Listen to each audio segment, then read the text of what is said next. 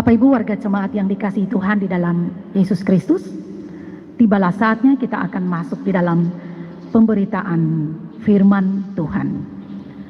Dan firman Tuhan yang akan kita renungkan bersama pada saat ini terambil dari Injil Lukas pasal 24 ayat 36 sampai ayatnya yang ke-49.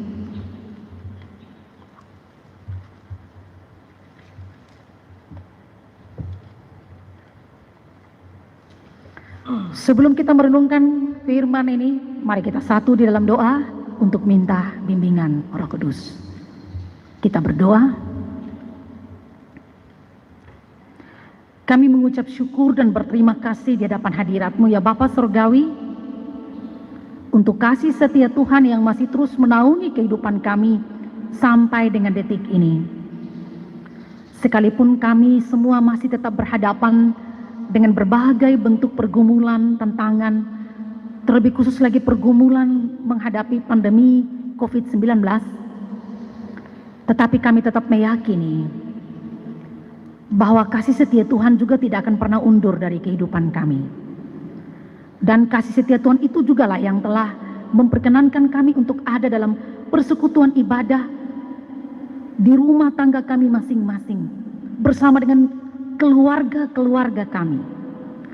Kami diberi kesempatan untuk memuji, memuliakan akan nama-Mu. Bahkan kami juga diberi kesempatan untuk berada di sekitar kebenaran firman-Mu. Bapa Surgawi, kami menyerahkan hati kami, pikiran kami, dan membiarkan Roh Kudus-Mu berkarya secara leluasa untuk menerjemahkan firman Tuhan ini dalam konteks kehidupan kami, supaya kami dapat menjadi pelaku-pelaku firman yang menjadi berkat bagi banyak orang, dan Tuhan pun senang atas apa yang kami perbuat.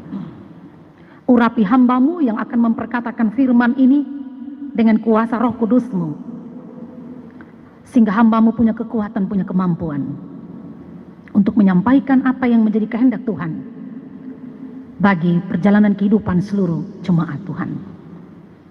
Karena itu Tuhan, berfirman-Lah, kami siap untuk mendengarkan. Demi Kristus Yesus firman yang hidup, kami berdoa. Amin.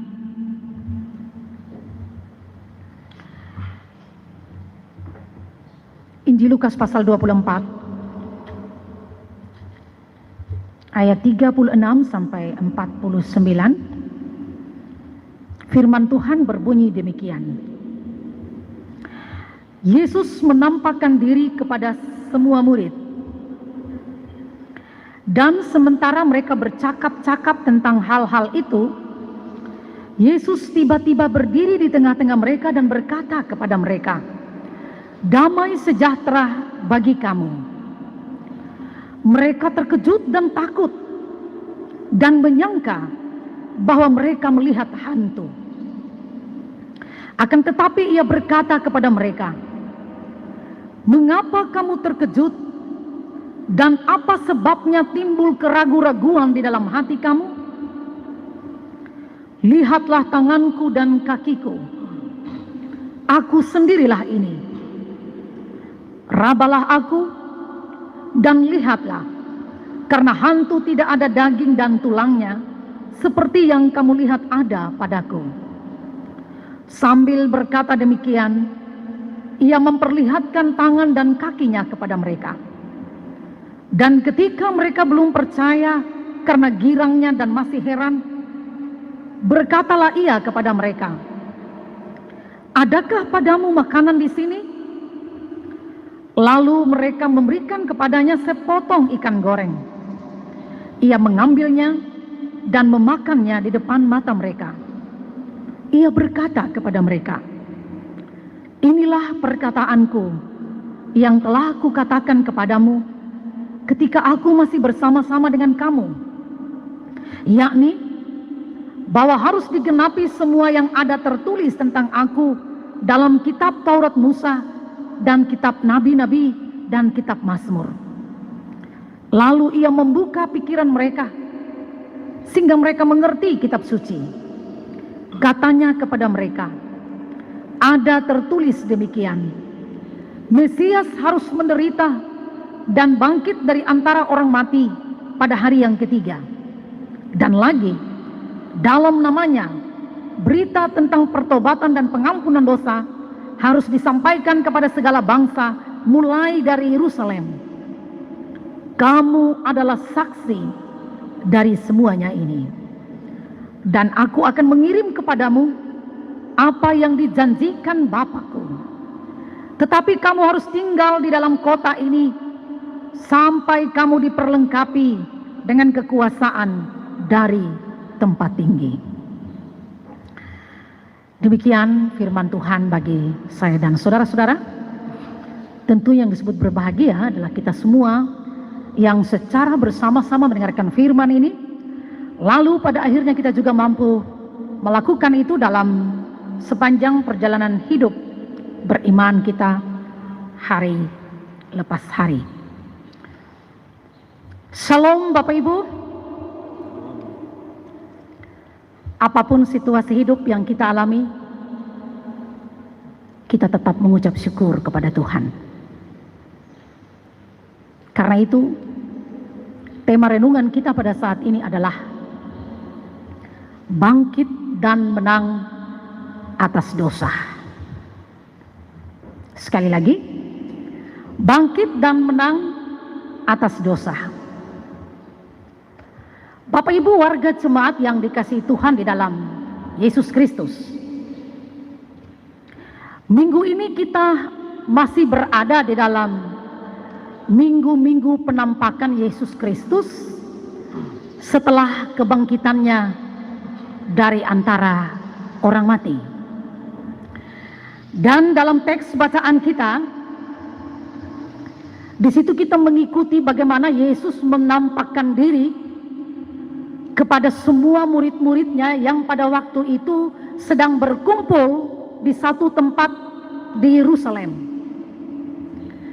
Kalau kita membaca kisah yang sama dalam Injil Yohanes pasal 20 ayat 19, di situ diceritakan bahwa Yesus murid-muridnya sedang berkumpul di suatu tempat dengan pintu yang terkunci. Itu bisa kita lihat pada Injil Yohanes pasal 20 ayat 19.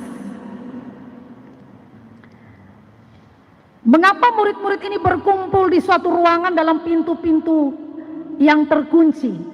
Karena memang mereka takut kepada orang-orang Yahudi. Dalam pikiran murid-murid pada waktu itu, orang-orang Yahudi ini pasti akan mencari murid-murid Yesus. Mereka akan menangkapnya dan juga akan memberikan hukuman mati. Sama seperti yang dialami oleh Yesus yang adalah guru mereka. Karena itulah mereka pun mengadakan satu pertemuan yang sifatnya rahasia. Tidak ada yang tahu.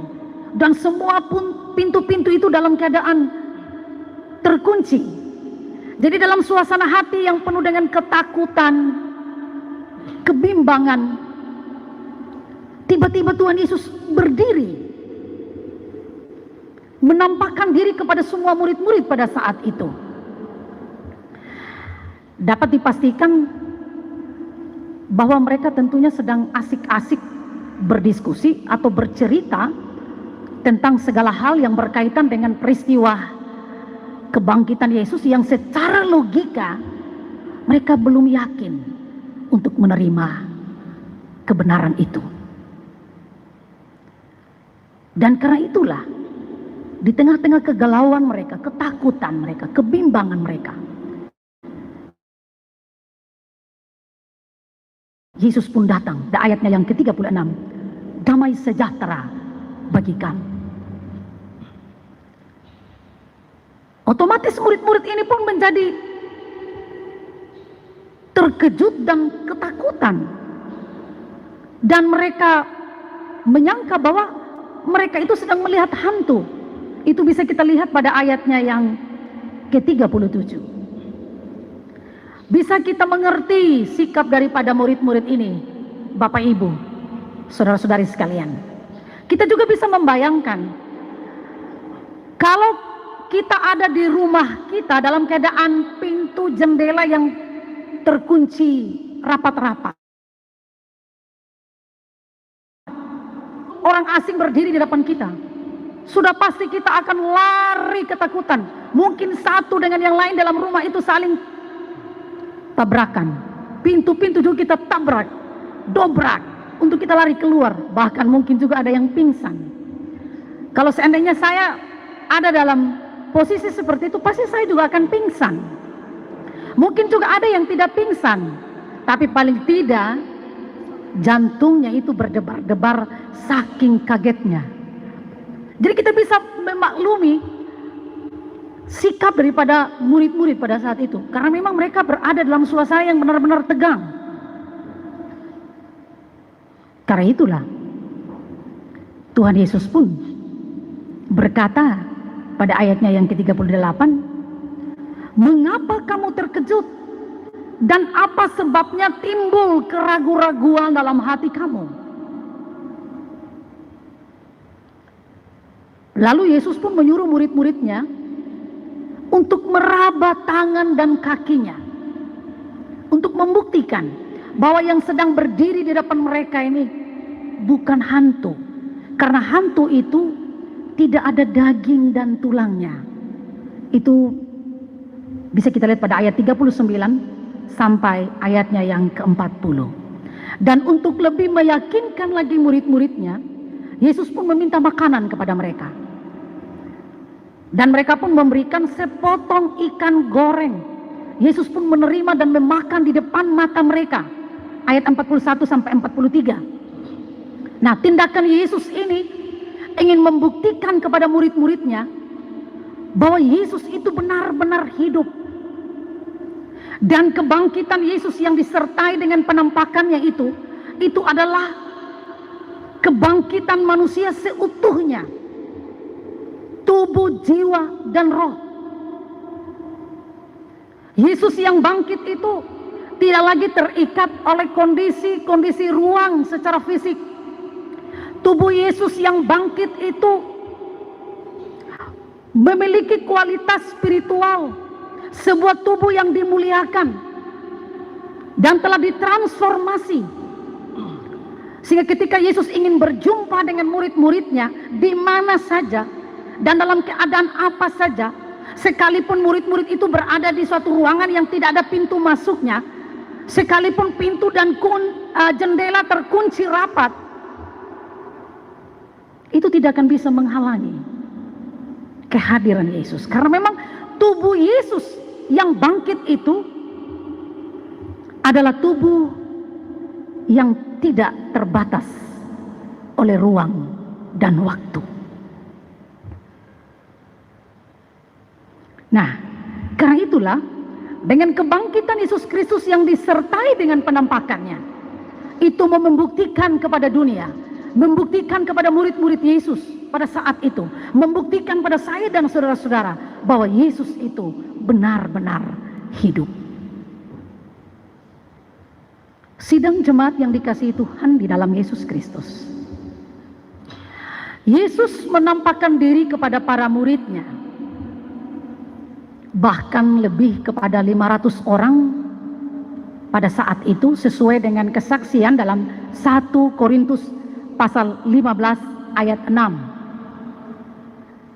Jadi penampakan Yesus ini merupakan mata rantai dari keseluruhan karya penyelamatan Allah yang tidak terputus bagi manusia. Dan kebangkitan Yesus yang disertai dengan penampakannya ini juga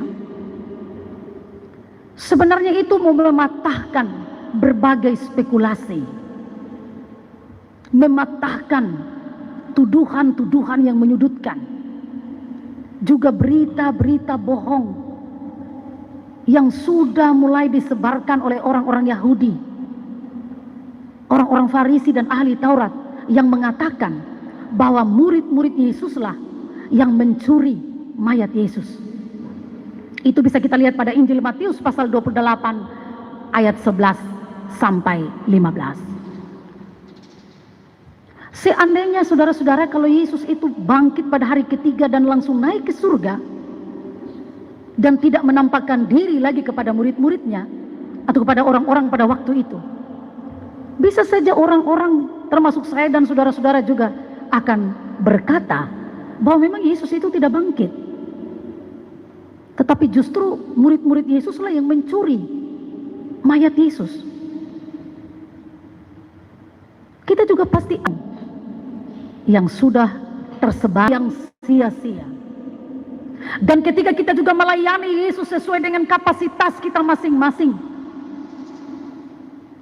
kita juga tidak sedang melayani untuk sebuah tujuan yang sia-sia.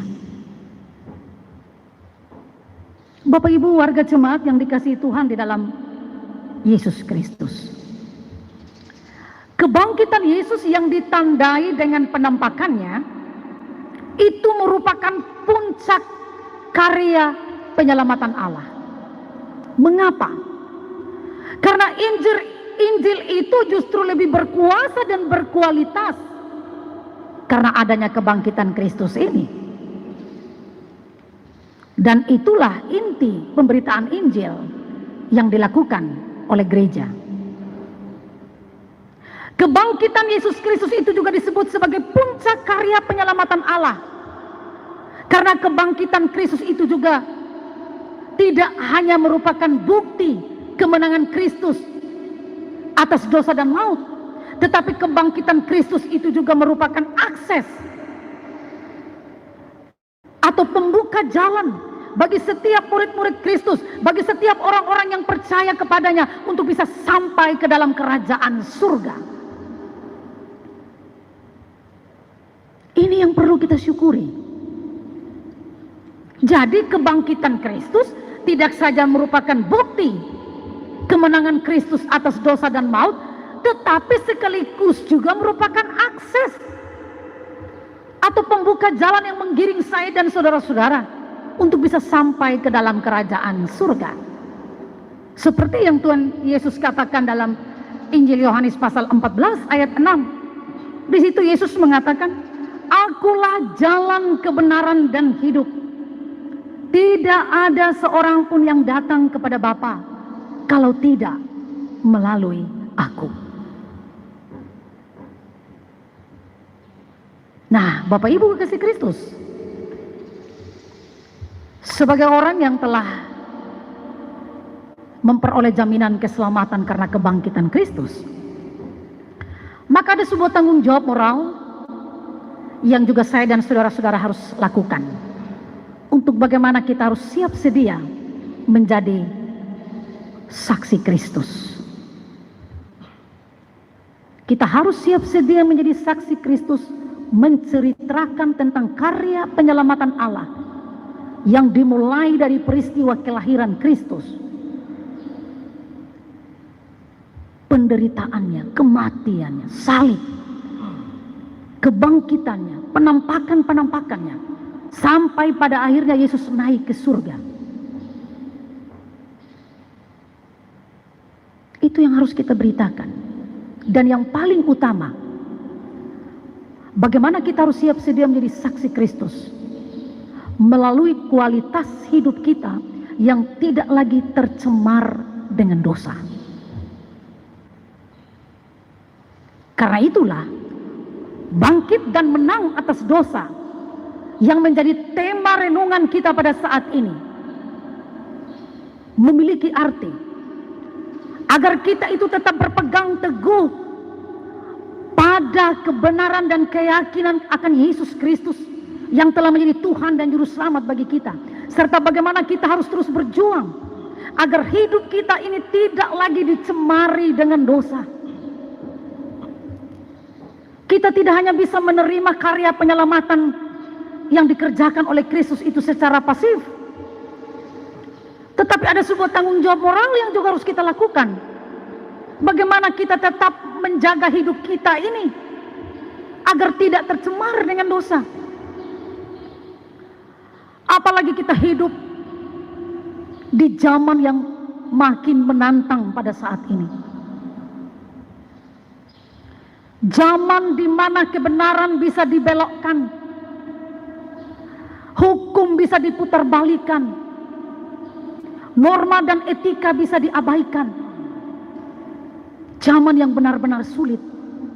Ditambah lagi dengan pergumulan dunia, pergumulan bangsa, menghadapi pandemi COVID-19, yang semuanya itu dapat saja menggoncangkan iman percaya banyak orang kepada Tuhan yang ia sembah. Nah, dalam kondisi seperti ini, kita sebagai orang-orang percaya yang sudah ditebus oleh Kristus dengan darahnya, kita harus bangkit dan menang di tengah kondisi yang makin menantang ini. Ini yang perlu kita garis bawahi bersama. Jadi jika kebangkitan Kristus yang dilaluinya dengan pengorbanan, yaitu penderitaan, salib, kematian, maka kita juga harus bangkitkan nilai pengorbanan itu di dalam kehidupan saya dan saudara-saudara.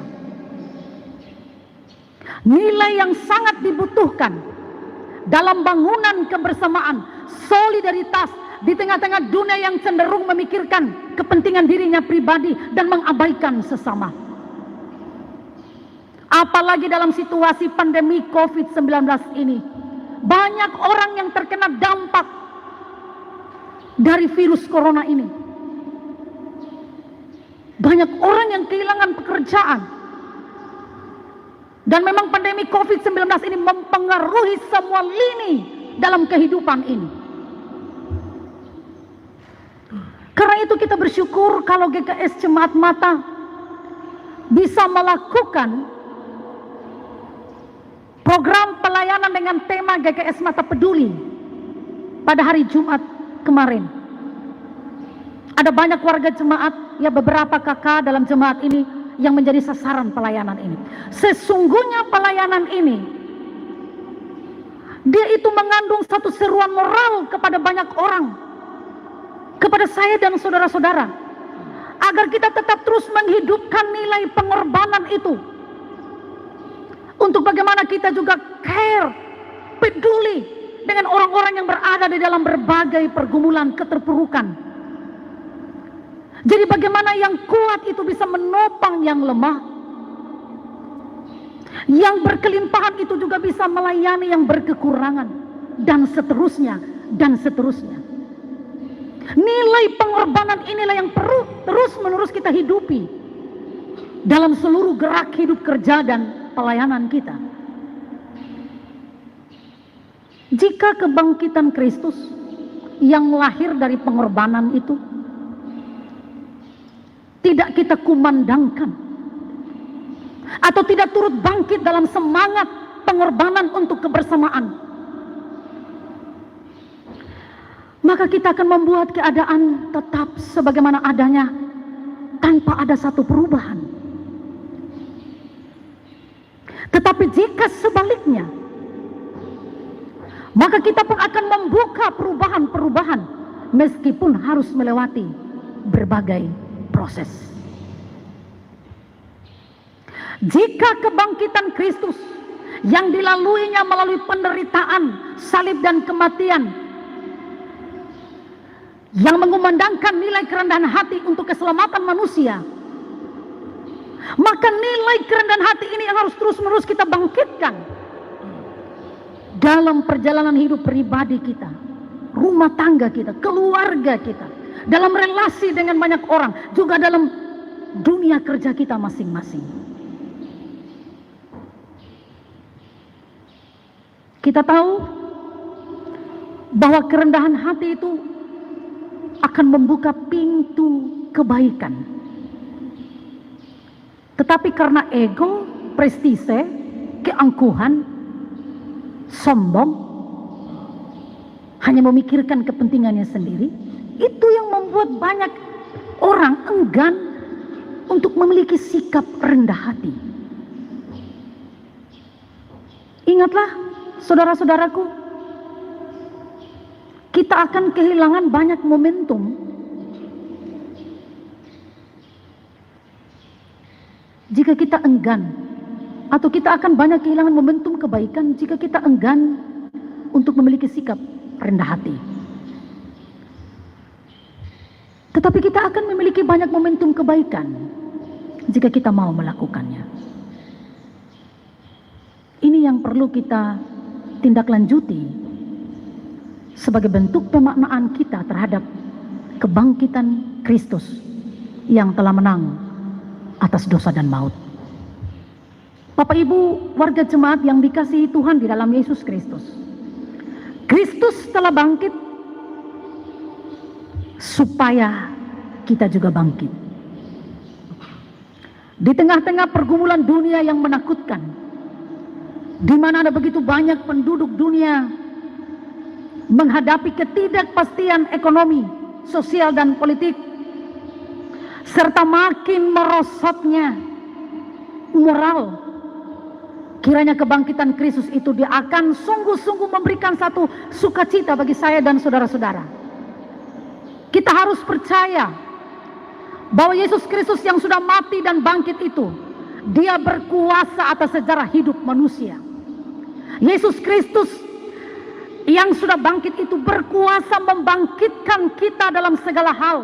Ia berkuasa membangkitkan kita dari segala keterpurukan kita, dari segala kehancuran kita. Yesus Kristus itu berkuasa mengubah kehidupan kita yang jahat dan menggantikan kehidupan yang lebih bermakna.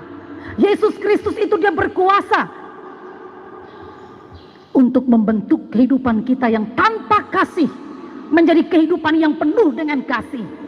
Dan yang paling utama, Yesus Kristus itu berkuasa untuk membebaskan hati kita dari roh-roh dunia dan mengisinya dengan rohnya sendiri. Ini yang perlu kita yakini. Tapi semua itu akan kita alami sepanjang kita tetap hidup taat kepada Allah.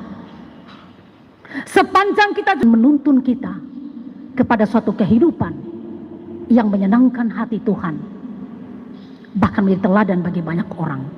Jadi tepatlah nats pembimbing dari Yakobus pasal 4 ayat 7 tadi mengatakan, karena itu tunduklah kepada Allah dan lawanlah iblis, maka ia akan lari daripadamu. Bapak Ibu kekasih Kristus, kita masih terus melanjutkan kehidupan dengan berbagai bentuk realita yang ada di dalamnya. Karena itu dengan firman ini kita diarahkan agar kita mau menjalani hidup ini dengan iman dan tetap percaya bahwa Tuhan akan melakukan yang terbaik bagi kita. Dan siap sedialah untuk selalu menjadi saksi Kristus yang terus mewartakan dan menyaksikan kasih dan penebusan Kristus kepada banyak orang yang belum percaya. Dan kiranya kebangkitan Kristus ini akan membawa satu perubahan yang radikal, baik itu dalam kehidupan pribadi kita, rumah tangga kita, keluarga kita, dalam kehidupan bermasyarakat, juga dalam tugas dan kerja kita masing-masing. Sehingga nama Tuhan benar-benar dipermuliakan. Amin.